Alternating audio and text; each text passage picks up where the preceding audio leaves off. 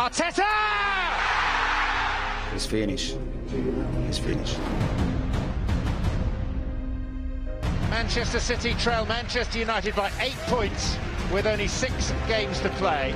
We were messing something up that we might not get again. I could see a kid crying, and from that moment you realize, wow, we probably blew it. We knew we had to win every game. It's Carlos Tevez! Touré, what a goal! Potentially a title winner! Captain fantastic, he did it again. Cometh the hour! Cometh the captain! Of all the players on the park to get the goal, it's Pablo Zabaleta! In the blink of our eye, you're on that pitch thinking, what the hell's just happened here? Unbelievable! The world is on its head! They are dumbfounded! Maybe we have another chance, you know? I think that one of the best moments in my life. Manchester City are still alive here. Balotelli, Aguero!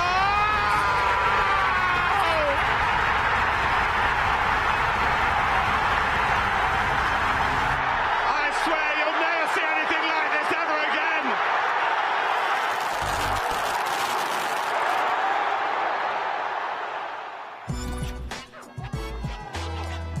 Welcome to Match Day Live. Thank you so much for joining us this evening as City take on Wolves at Molineux in the Premier League. Now, we are unbeaten in our last 16 away Premier League games, winning 13 of those.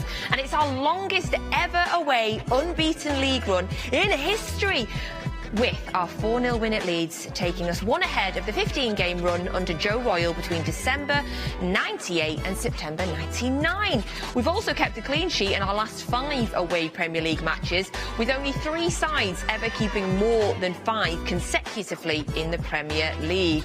And we've won our last 4 Premier League games, scoring at least 3 goals each time. Only once have we had a longer run, doing it in 6 matches between October and November 2011. Now you can see the team arriving at Molineux, and of course we will give you the team news first as soon as I'm allowed. Welcome to Match Day Live. Thank you so much for joining us this evening. My name is Natalie Pike and we are in our lovely new studio. And to honour the new studio, we of course had to get in 2 prestigious guests. I think they've made a bit of a duo now, so I feel like I might just refer to them as the Shauns. Welcome, of course, it's Shaun and Shaun Wright-Philips. Thank you so much for joining us in our new studio this evening. We do hope that you are enjoying, that you love the look of our new studio. Now, I will have tonight's starting 11 for you any second. This is the first place to get your team news. And it's time.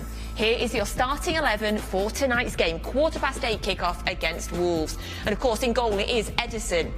And then we have a back 4 of Cancelo, Fernandinho, who is captain this evening, Laporte and Zinchenko.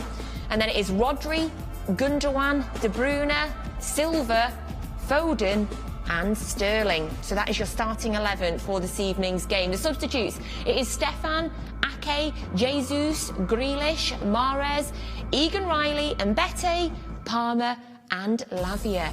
So that is your substitutes and your starting 11 for this evening's game. So I'm going to get straight to the Shauns and find out what they make of the starting 11. Shaun, what was your first impression there? It's a strong team. I think no matter who Pep puts out or who's on the bench, it's a very strong team, and that's including the youngsters as well. We've seen what they're capable of. I just think today they know what it's about. No matter what the game looks like or how scruffy it may get at times, they just need to come away from this game with 3 points. Goats. I'm going to say goats so that we don't have you both answering the same question. Goats. There's been a lot of talk this week about the defence. Obviously, we've got the situation with John Stones, Kyle Walker, Ruben Diaz all out for the season. Yes. So in the back there, we've got Fernandinho, who is ever reliable.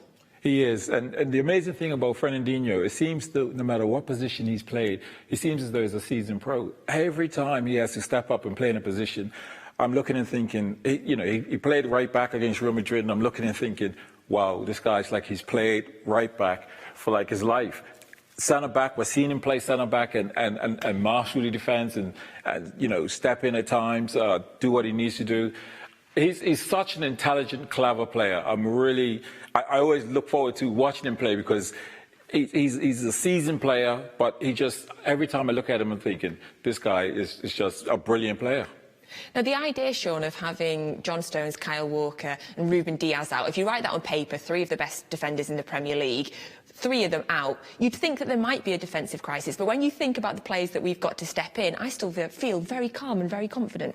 Yeah, I'm definitely very confident. And it goes back to, like you say, no matter how many games they've played in a season or what they are doing at that time, no matter when Pep puts them in, everybody seems to play at that elite level. And I always refer back to Zinchenko. If you look at his season and how many games he actually played from start to finish, you'll see it's on the lower end of things. And you've seen him come into games when he has, and a lot of the times he's been possibly could be in the vote for man of the match. And I think he showed that again on the weekend just gone. And I have no doubt in that defence at all.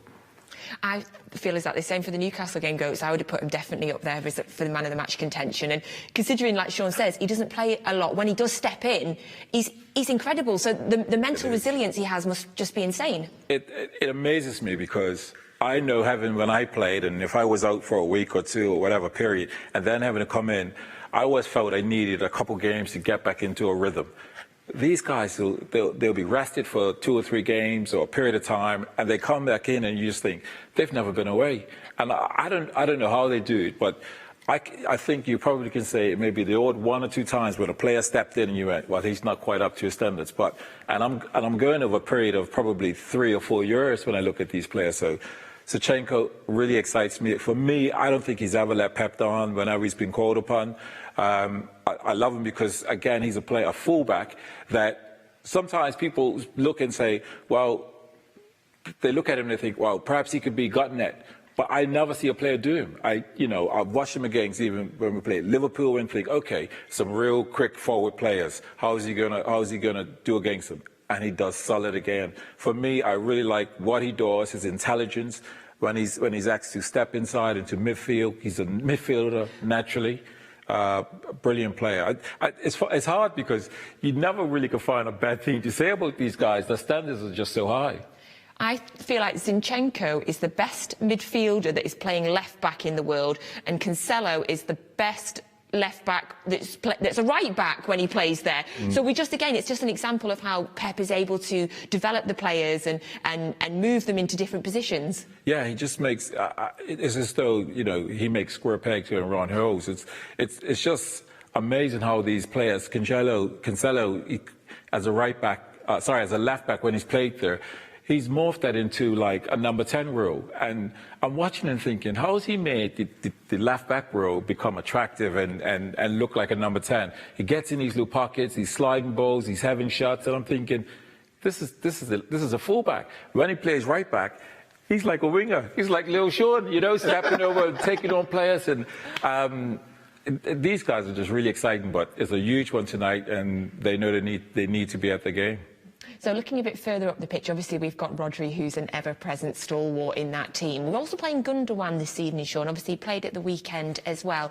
When Gundogan's in the team tonight, in this kind of position with Fernandinho in defence, do you think he might be playing a little bit more defensive? Is he there to support them? Yeah, I think he would be put in there more to be closer to Rodri, and it also helps us in attack because I think it gives either Kevin De Bruyne or whoever's going to be in that number 10 role at certain times that freedom to be able to go wherever they want and know they've got the protection behind them. But it will be there for that side of things as well. But if I was Kevin De Bruyne or the attackers, you got to take full advantage of knowing that you've got the protection behind you. So I can imagine they'll be using that as well.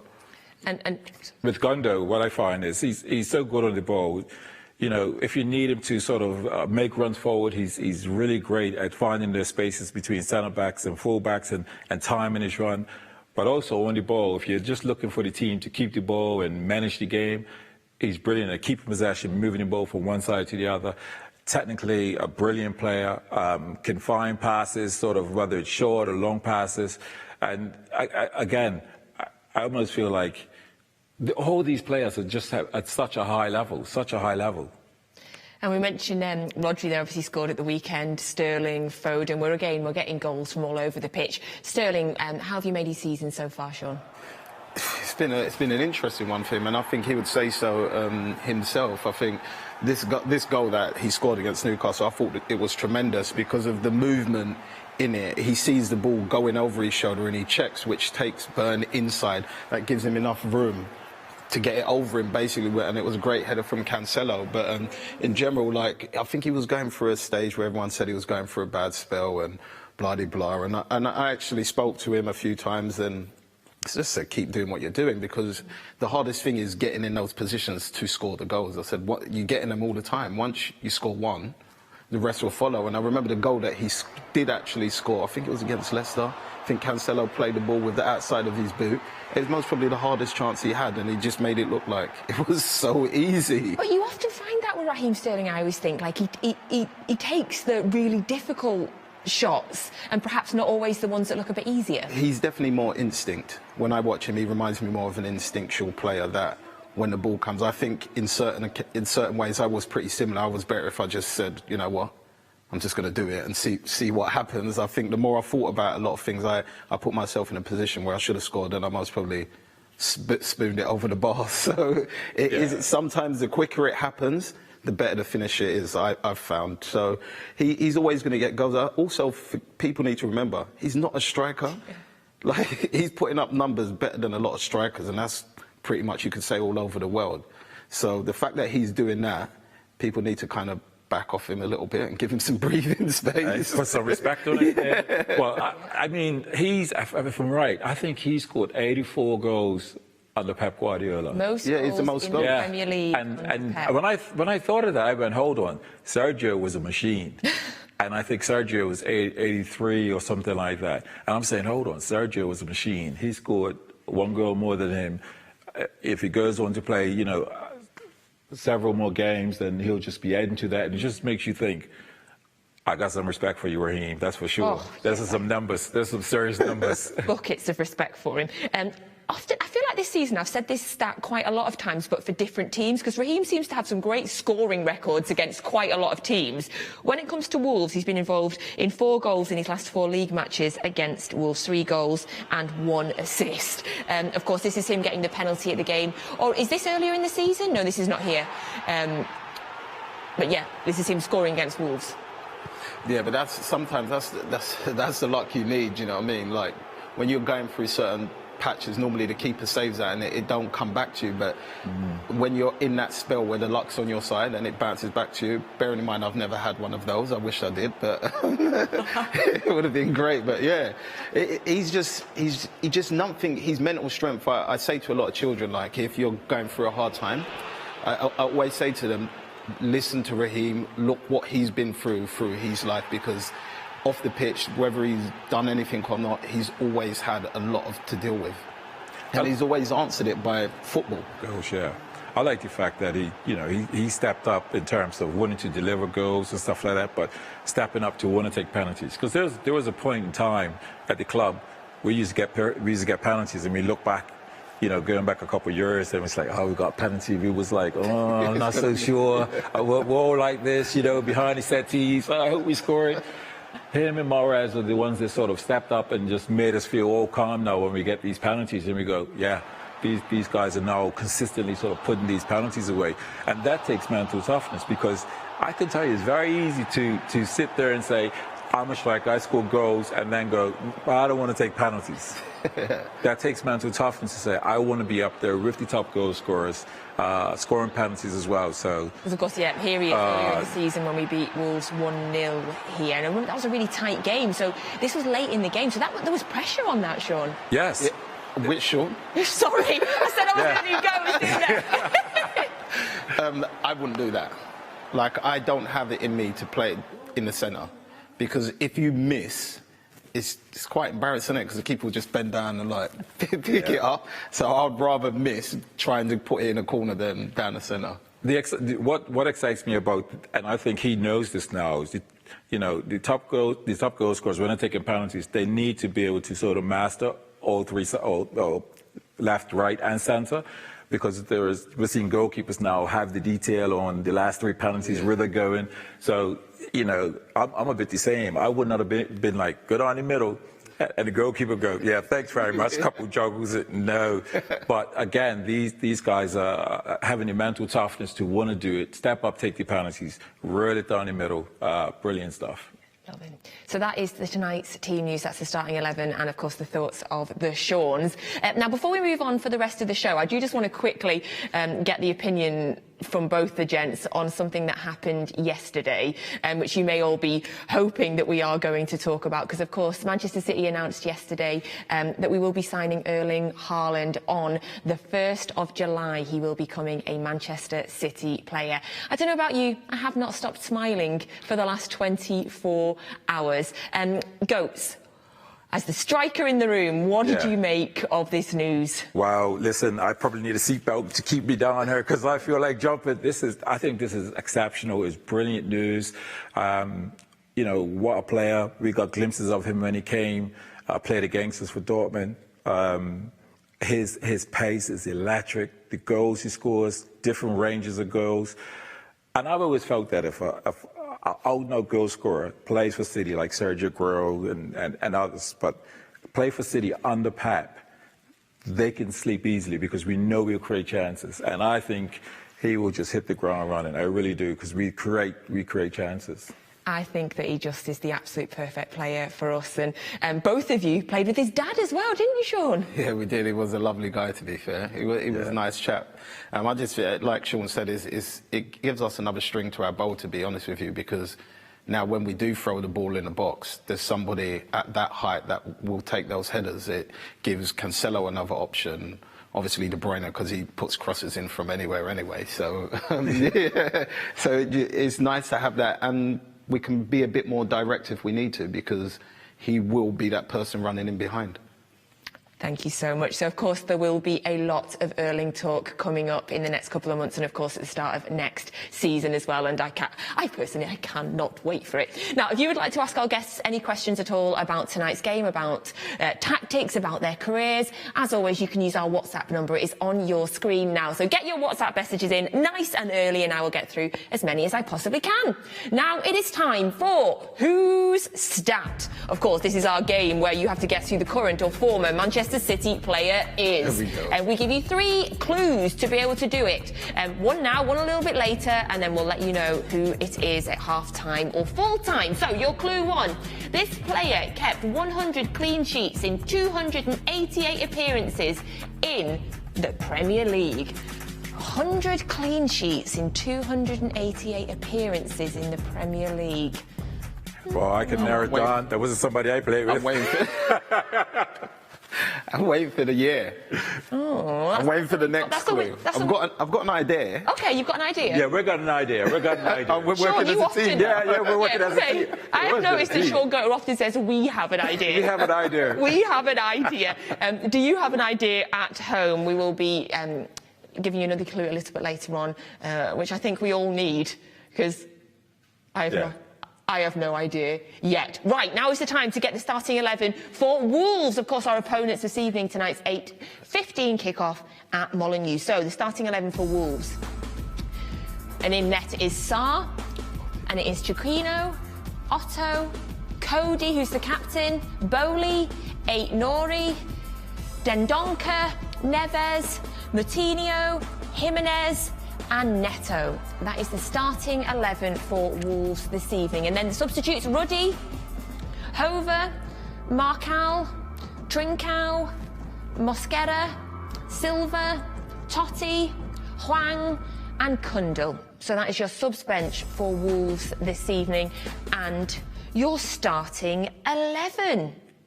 So, Shaun, who immediately jumps out at you there that we need to be keeping an eye on for Wolves? Neto, for me. Of course, Jimenez, we know what he's capable of, but I think Neto, he's very direct, kind of gets to the point, if that makes sense, and he's got a very, very good left foot. Shaun, how about you? Oh, Goats, how about you? We'll get there. We'll get there by the end of the show. Well, I think the same with Jimenez. I think, you know, if I'm Jimenez and I'm playing against City, we know how City sort of dominate and smother the team. But I think I would look for Jimenez to sort of lead the line in terms of those balls that come in and link play so that they can set them off for counter attacks, because Wolves are that team that we know they're essentially going to have this block and play for this counter attack, and I think he'll play an important part with setting balls back and allowing the wide players or whoever's coming on to be put through. So I think he has an important role to play. And who he plays on, thing is, Fernandinho is so good in the air as well, aggressively. So hopefully he isn't getting too much change. But he's somebody I think is key to look out for. Martinho is that he keeps it nice and tidy. So, but City, the way we play, which I love, is not about the opposition. It's about us and how we play. So I would just be more careful in terms of the minute we lose it, can we win it back? We win it back immediately, so we're smothering them, because they wouldn't be too bad with sort of the counter-attack and sliding players in. For most of the season, Wolves have been incredibly defensively solid, Shaun. I'm a big fan of Conor Cody. I've had him in my FPL for a few times this season. And, of course, he scored at the weekend against Chelsea as well. Now, a random question for you. I've heard that Conor Cody is a Liverpool fan. Will that affect... Will it make him want to beat us even more? I would say yeah, but they went there and got a draw and done us a favour. So, I don't know. He just seems like that defender that just don't want to lose or concede any goals, to be honest with you. And that sort of performance was what got him in the England team. So I think he'll defend the same way, but I still think if you single him out, we can get a lot of joy from it. Shaun's absolutely right. I think he's a brilliant player on the ball. His range of passing, he's a leader. He leads in terms of his voice and putting players in place. And again, he has a good quality in the ball. But I think just having that yard short of pace is perhaps where we can expose him. Again, he's a clever player, intelligent player at the back, but I think we can expose him with the pace. I think he will be a bit eager to beat us. Yes, when he plays for Wolves, and playing against Liverpool, he'll want to play well and win because he's playing, being professional. But I think there will be something inside of him that will want him to do just a little bit more to help Liverpool in some way. So we need to expose him. Going to get reality check tonight, don't Yeah, get checked. That's the spirit we need. He scored his first ever Premier League goal against us, by the way, in March 2021 in his 103rd appearance. I do love these random stats that I get. I've got quite a lot of random stats written down today as well. In terms of Wolves and how they've done this season, they can still get into the European positions, which would be a phenomenal season for them. It depends how you see it, because there was a point through the season where they was kind of going quietly through their business and they was creeping up the table. They weren't conceding any goals, and they were in that position already in Europe, and it was just a matter of keeping that consistency and holding it. But I think as the season went on, you could see they was dropping off and they started conceding a lot more goals. Whether they've tightened that ship up or not, I think we're yet to see, because they played well against Liverpool, I thought. But I still think Liverpool had enough chances to put the game to bed, and they didn't take them. It's interesting, because we were talking off air and we were sort of thinking two different things.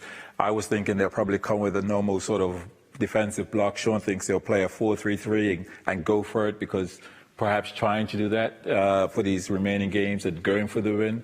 But it's a tough one. I've always found that they've probably had some joy by having a block, having a low block, and then trying to counter-attack. So be interesting. But, yeah, in terms of, the players they've got some disciplined players, and Cody's another one. We just got to keep him at bay. Watch him on set pieces.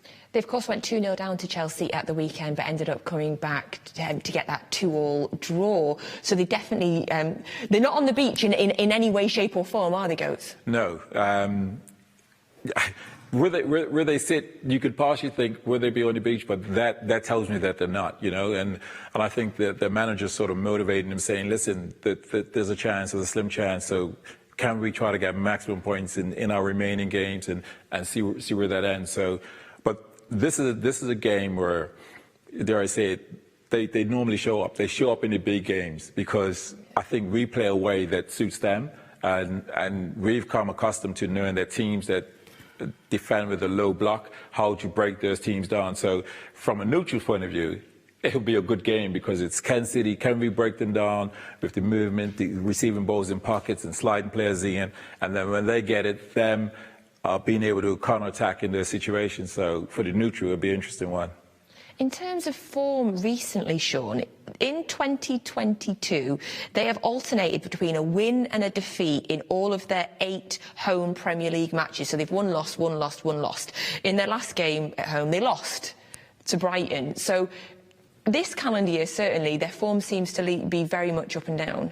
That has been their problem, I think, all the way pretty much through the season, the majority of the season. That is consistency, and that's what keeps you in the top half or the top 6 places in the Premier League. You have to have a run of consistency. If you keep winning and losing and winning and losing, teams start to pull away from you.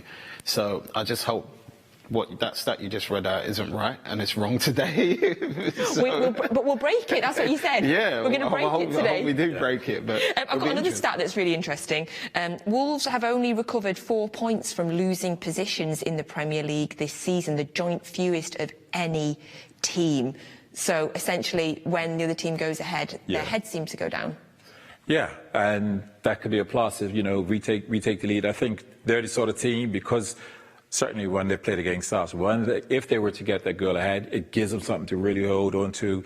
They become narrow, they become difficult, very little pockets and spaces for Kevin De Bruyne and Foden and the players to sort of find to be able to create those opportunities. So, from their point of view, or from our point of view, if we can get that early goal, we'll be able to exhale, take a breath, and then keep carrying on playing. And then can we get that second, and can we get the third? And I think they'll capitulate from their point.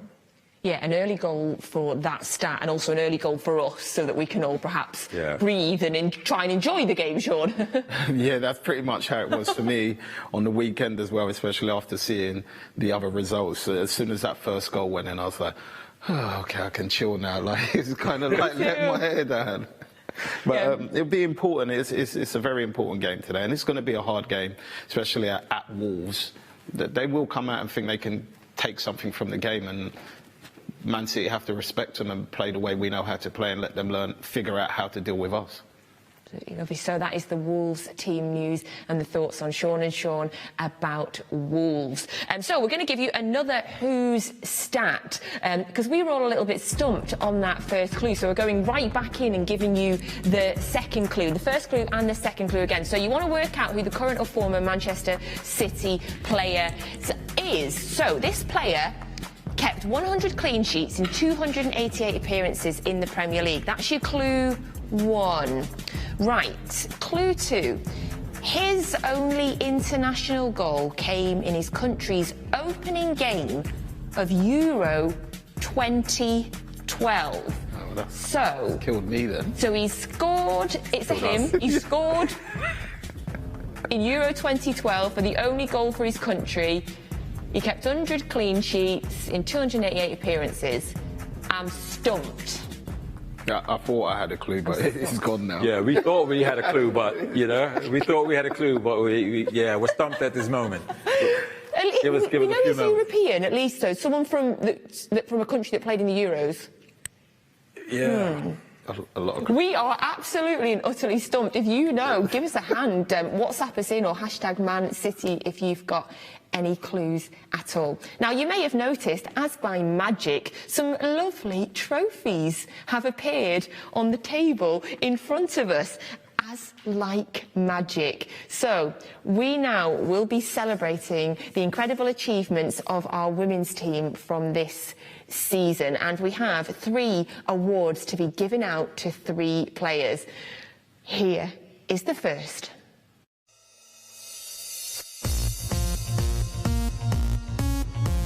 Caroline Weir, she's only been on the pitch for 6 minutes. Put on to provide something special. Oh my goodness me, she has done!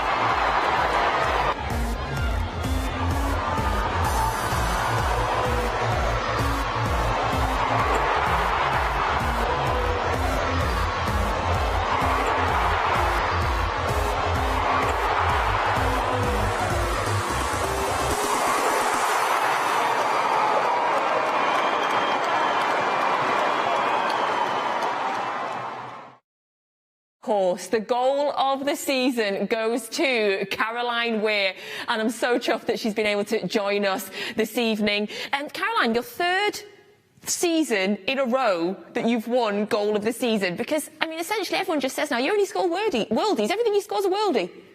I mean, yeah, I'm not sure about that, but yeah, no, obviously it's nice to win this award. That goal was a special goal against United in a tough game, so yeah, it's nice to be sat here and to have won the award again. Yeah, as you say, it was the goal that you scored against Manchester United. When you play in those games, does that give you like an extra little kick, an extra little bit of want to, first of all, score and second, score a worldie? I think so. I think there's just nothing like a Manchester derby. All the girls seem to always be up for it. That one was probably one of the closest ones we've had at home. It was 0-0, so scoring that goal and it being the winning goal makes it even more special, I think. And it was voted for by the fans. 68% of the fans voted for you. Does that make it even more special? Yeah, I think so. It's obviously nice to be recognised by the fans. I think, especially because it's against United, that's obviously a favourite of theirs, a favourite game in the season. So yeah, it's really nice to be voted by them. Shaun Goater, give us a review from another striker of the goal. You come to the wrong person because I didn't score goals like that. But what I would say is, I'm looking at that goal and I'm thinking, you're driving forward and then you clip that ball over the goalkeeper. That reminds me of Kevin De Bruyne. It reminds me of Yaya Touré. Those type of. What player sort of do you look up to, male or female, when you go, this player inspires me? Because that was quality, by the way. I never scored a goal like that. Yeah, thanks for that. I think my favourite player, and he has been for many years, is Kevin De Bruyne. I think the way he plays a similar position to me. He's an attacking player, number 10, and he scores special goals and creates special moments. So I think that's what I try and emulate, and I love watching him play. I think he's been so good again this season. He's so consistent. So yeah, that's what I try and replicate. I got another one because, listen, left footers, I think they'll just have something special about left footers. Have you scored a goal similar to that with your right foot? No, I haven't. No, I wouldn't even try it with my right foot. Because I'm going to catch up and just do one with my right foot, period. Shaun, have you ever scored a goal like that? I don't know. Oh, sure. I don't know. Not a chip from that far. Listen, what was going through your head? Because whenever I've been in positions like that, I know where the goal is, but I aim to just put as much power in it and normally go across the face of the goal. But when in that run, did you have a look up to see where the goalkeeper was? To be fair, I don't really remember the moment. I think that's something I try like pretty much every day in training. I think it's more where I was on the pitch, like similar to the one last season, that kind of angle, that the ball can like float on the diag, like over the goalkeeper. I try it all the time. So a lot of the time it doesn't come off and the goalkeeper just stands there and catches it in training. But yeah, obviously that one worked, and I think it's just practice and repetition, and luckily enough it came off in the special moments. In a derby, yes. Yeah. And I'm sure there was no luck about it. I'm sure it was, like you say, intense practicing. Have you got a favourite goal of yours that you scored? Is it that one, or how does that one compare to your other many goal of the season awards? I think that one's up there, definitely. But I think my favourite one's probably the Etihad one 2 seasons ago. Obviously playing at the Etihad, again, it was the first professional derby we had against United, and again, it was a tight game. We won that game 1-0, so I think that's probably my favourite, but definitely this one's up there. It was a screamer. Yeah, I was there in the stadium as well. It was even better in real life. This weekend, of course, is the FA Cup final. How are you feeling about it? Yeah, we're feeling good. Obviously, it's an exciting week. There's nothing like an FA Cup final at Wembley, so you can feel the excitement within the squad, and it's obviously only a couple of days away. But yeah, we've obviously ended the season well, the league. We've been quite consistent in scoring a lot of goals, so hopefully we can take that into Sunday and get a positive result against Chelsea. Obviously, are in a good moment as well, but we're confident and excited.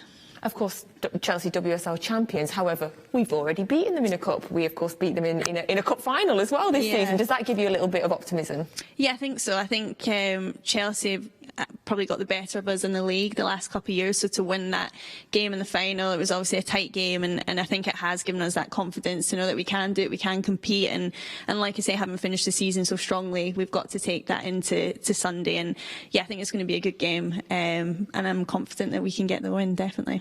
Thank you so much. Absolute best of luck. I would love it if you scored one of those at Wembley. Wow. Me too. Wow, yeah. I mean, that would be like a lifelong dream. Yeah, definitely. That's what you dream of. So anyone can score. I'd be happy as long as we get the win, which, hopefully we do. Brilliant. Thank you, Caroline. Thanks. Thank you so much, and congratulations again on your award. Caroline Weir getting Goal of the Season for the 3rd year in a row. Right, we have another award to give out. Let's have a look.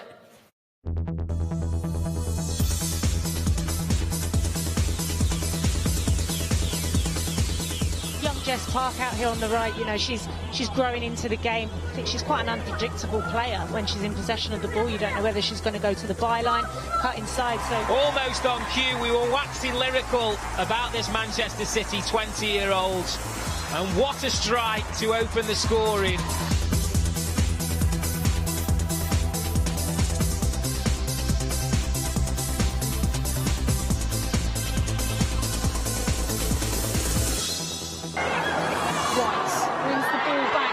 Chance for 4. Jess Park gets on the score sheets.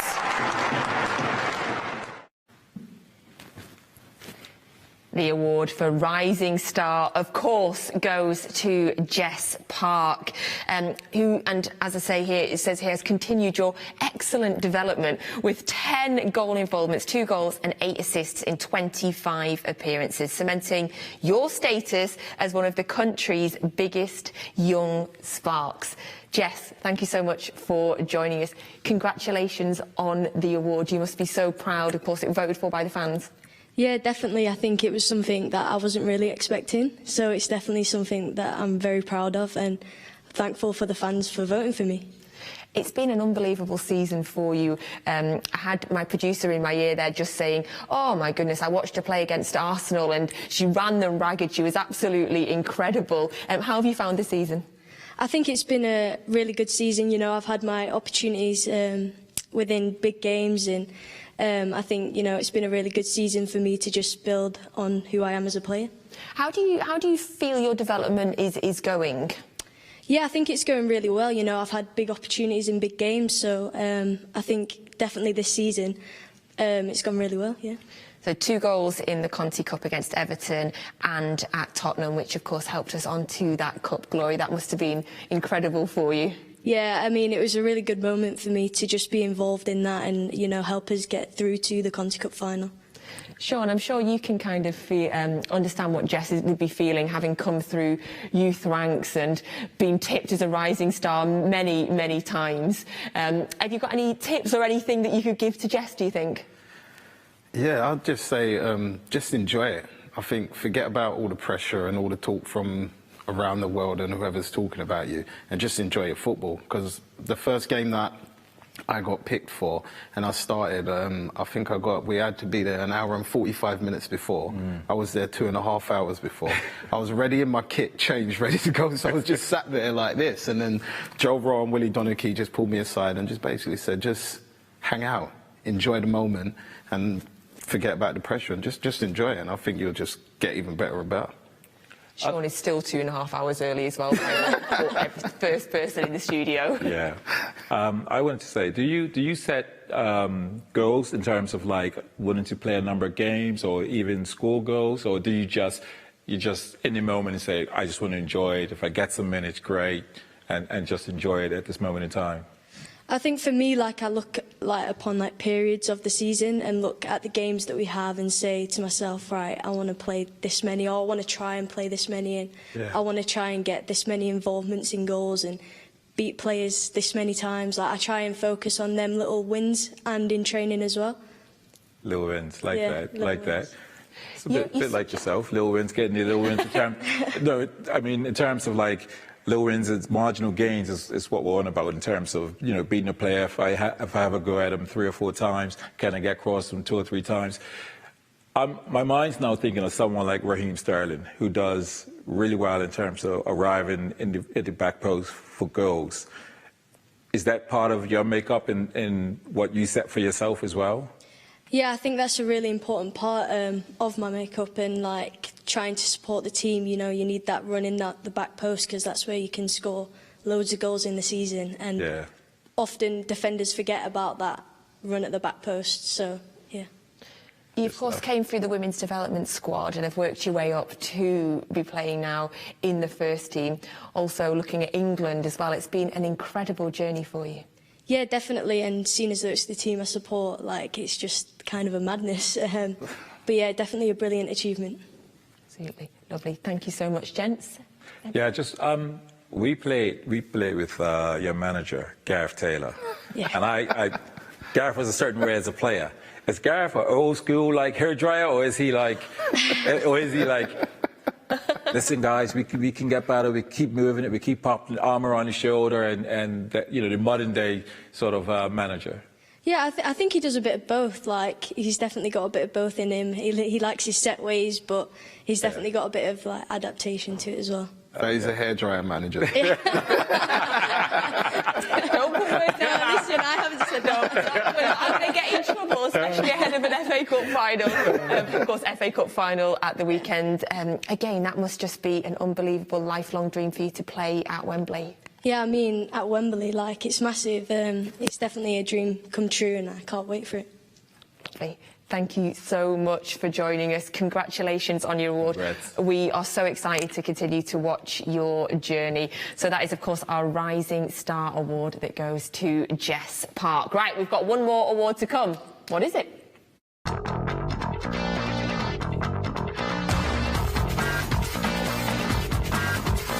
This is a tall ask as Hemp once again has the pace to beat, and look at the finish. Wow, what a couple of minutes there from Lauren Hemp.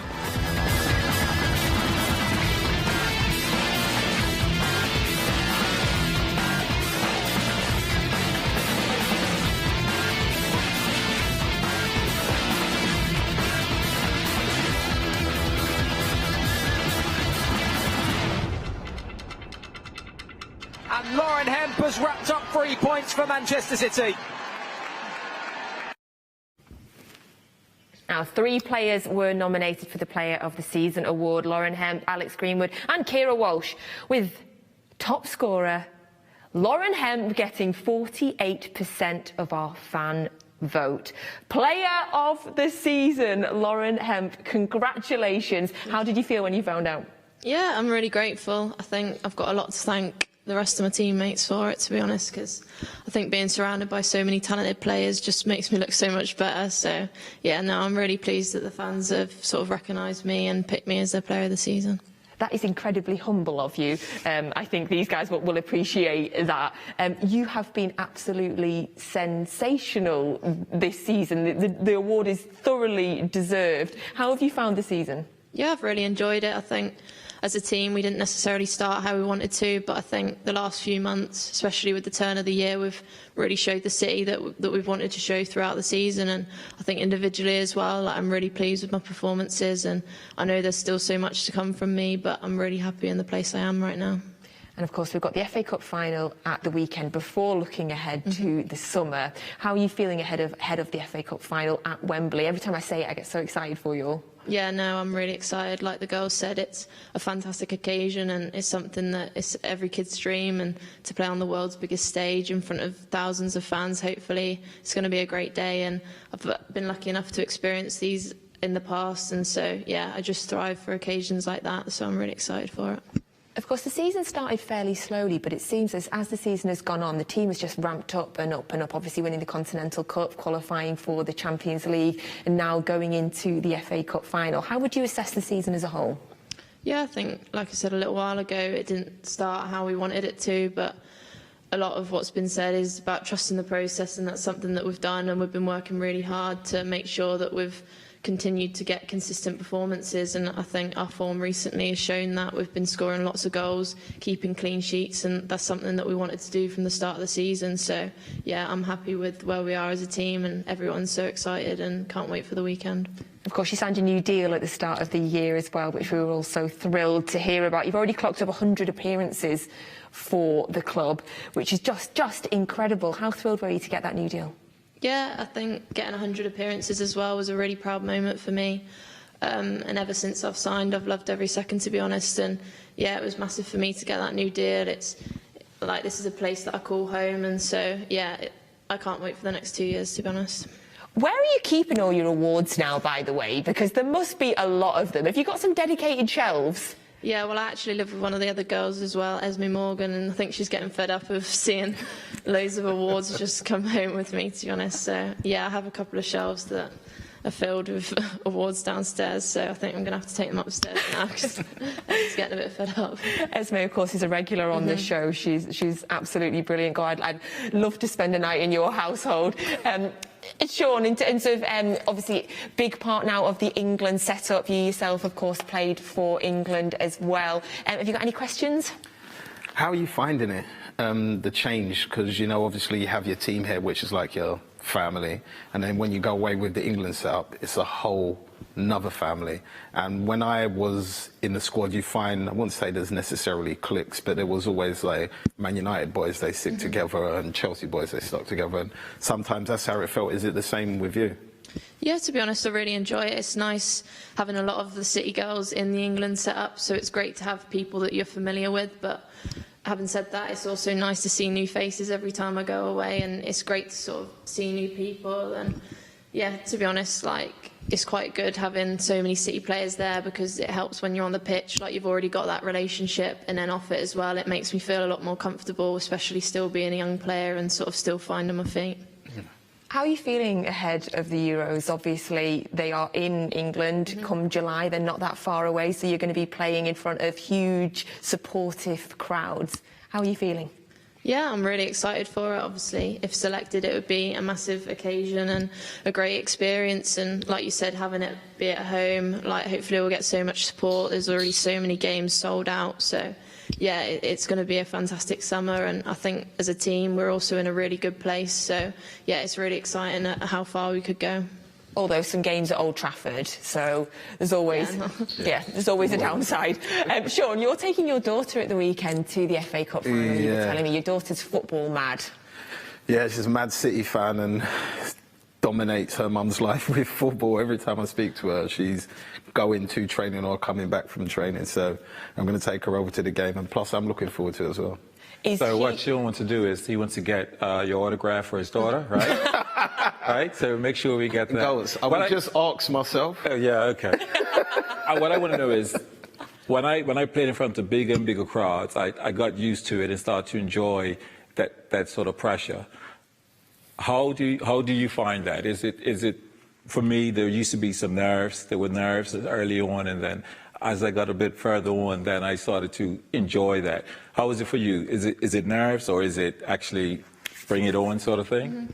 I think I'm kind of the same, to be honest. Like, I always get nervous before any games, but I try and not show it, to be honest. But I think being under pressure is something that I love to have, because it means that people are expecting you to sort of come up with something. So yeah, I like the feeling of people expecting things of me, and I put pressure on myself, to be honest, to perform, because I always want to help the team as much as I can. But yeah, like you said, I do get nervous before games, but I also get really excited as well. And I think if you said you weren't nervous, you're probably lying. But yeah, I love playing football, and it excites me, to be honest.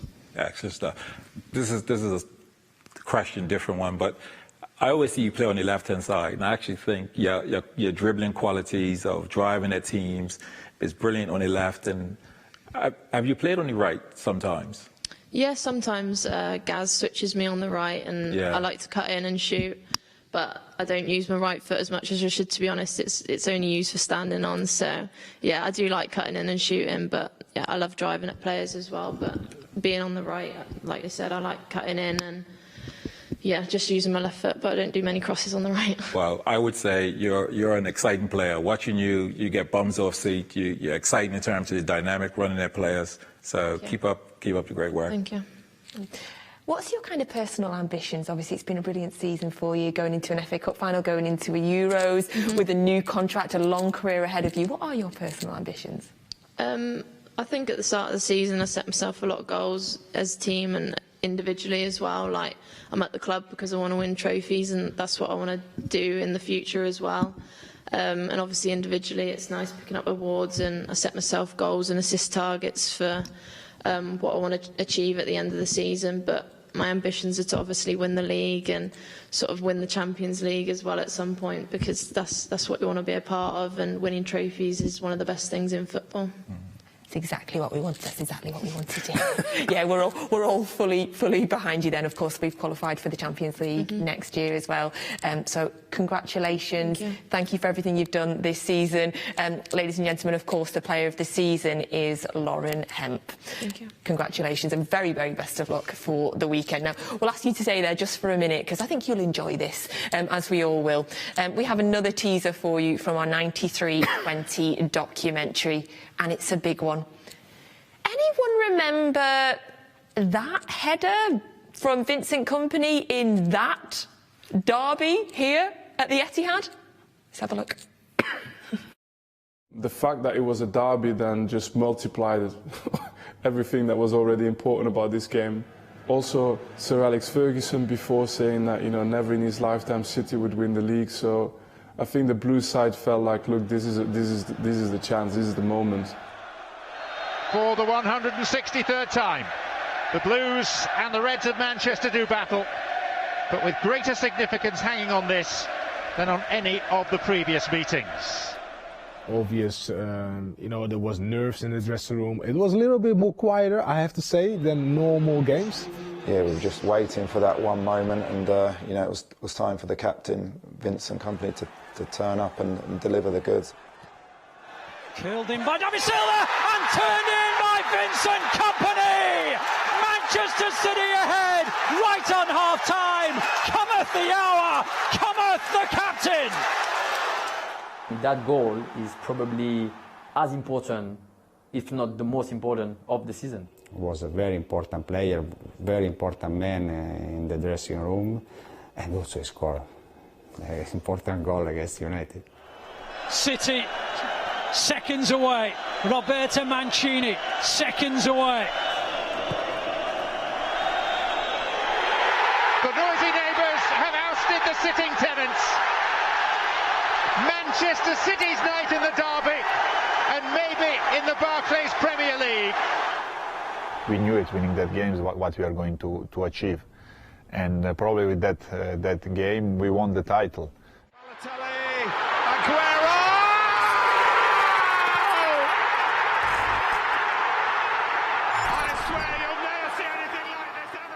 Goosebumps every single time. It doesn't matter that it was 10 years ago, it gives me goosebumps every single time. Now, Citizens do have a few competitions that are running, so get yourselves onto mancity.com/citizens for loads of 93-20 related competitions.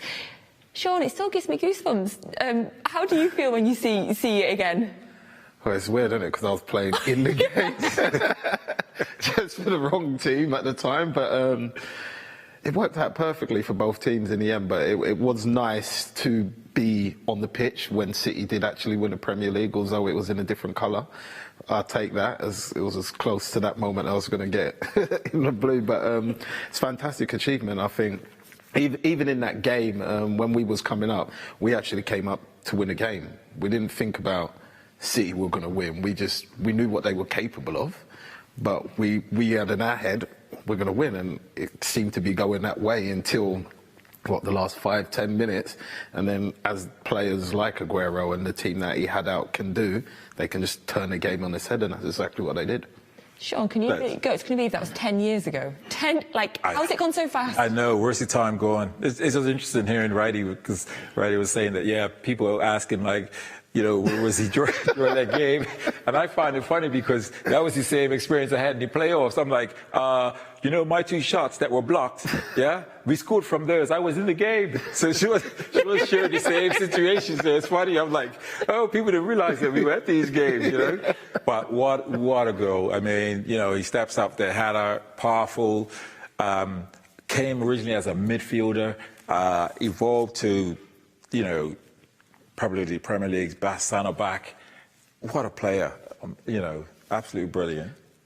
And we very much know you were there in '99. Thank you very much. Yeah. So we will not. You know, forget. I knew you were there that game. You know. Do you know how it changed for Vince? How he kind of slotted back. I don't even remember the game against Arsenal away at Emirates. I think he played centre midfield, but he had to cut a hole in his boot because he had something wrong with his foot. Right. And he'll tell you the story. He said, Shaun, it was one of my worst games. I think I should play centre back now. And that's how he moved back. Love that. Love that. Yeah. Thank you. Right, we're going to do the third Who's Stat now, because we're about 10 minutes away now from kickoff, so perhaps this third clue in Who's Stat will give me and these guys some idea of who it is. So, clue 1 again for Who's Stat. So this player kept 100 clean sheets in 288 appearances in the Premier League. That was clue 1. Clue 2. His only international goal came in his country's opening game of Euro 2012. So he played in Euro 2012.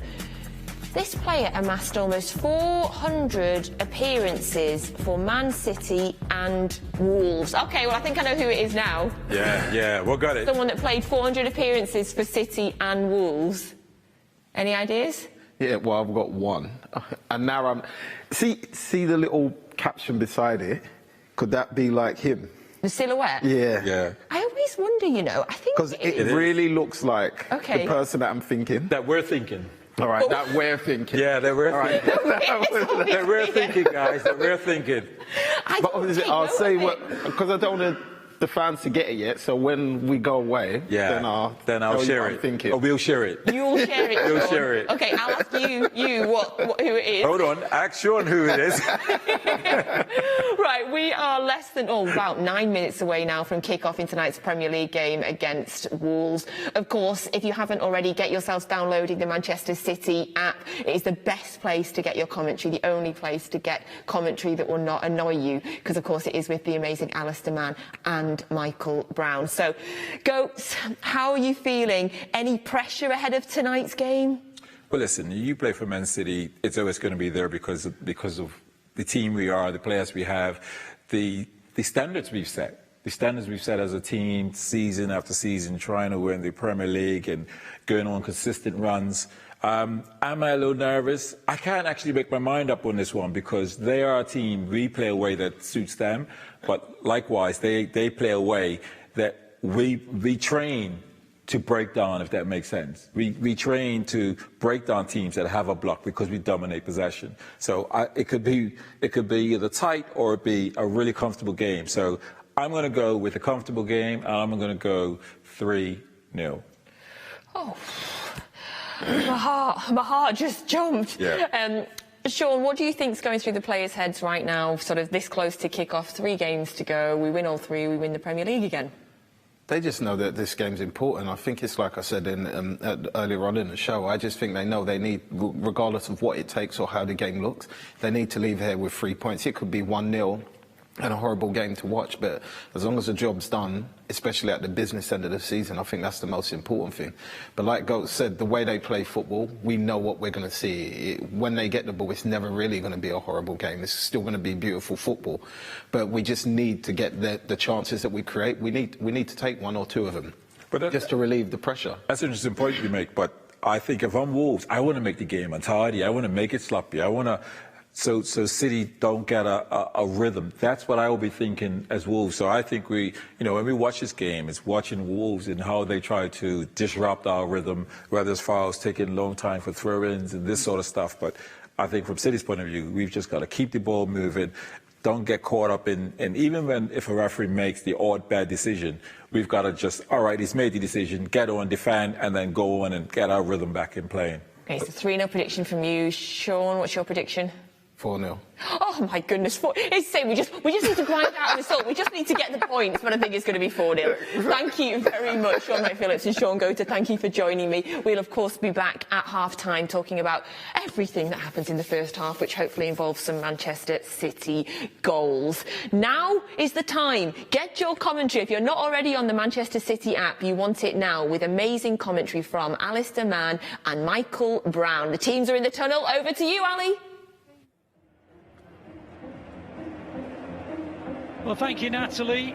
Yes, welcome to Molineux on another evening which is sure to have you on the edge of your seats as this fascinating title race continues to ebb and flow. The Blues took advantage of Liverpool's slip against Spurs on Saturday night by demolishing Newcastle on Sunday afternoon, but the Merseysiders have since